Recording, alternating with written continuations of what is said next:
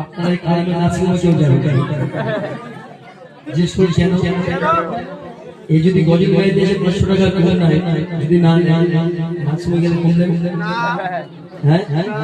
অন্য জায়গায় যদি 5000 টাকা দেবে 10,000 টাকা স্বাস্থ্য সাথী কাটে কোথায় কাটবে বুঝে উঠতে পারবে তাই তো কাট ফাঁকা 10,000 মাল 50,000 টাকা পুরো কাট ফাঁকা না সত্যি বলতে আমি এটা করেছি মানুষকে সেবা দেওয়ার জন্য হ্যাঁ যারা টাকা দিতে পারে না তাদের জন্য ফ্রি আর এখন তো ফ্রি বলতে স্বাস্থ্য সাথী প্রথমে জাগিরা জেনে বলতে বলবো ওনার গানটা পছন্দ করতে হবে তো যাই হোক আমার মায়েদের ফরমাইশ আলোচনাকে আপনাদের একটা ছন্দ হাজার দিয়ে গাইবার জন্য বললেন ওয়াক্তের সময় হয়ে গেছে সেজন্য আমি গাইতে আরশ পাকের পাগল নূরে গড়া দুর্গন্ধ আরশ পাকের পাগল নূরে গড়া দুর্গন্ধ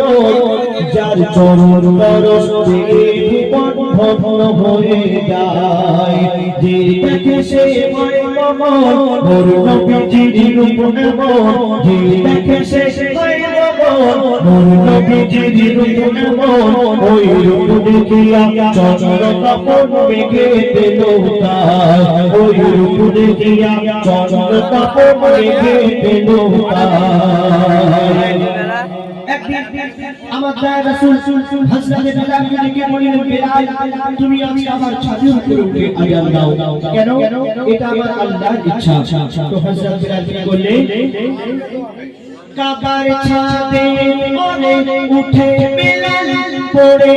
চিন্তা কাবার ছাদে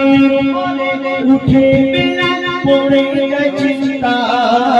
ভাবে কোন দিকে করে রাখো আযান দেওয়া যায় ভাবে কোন দিকে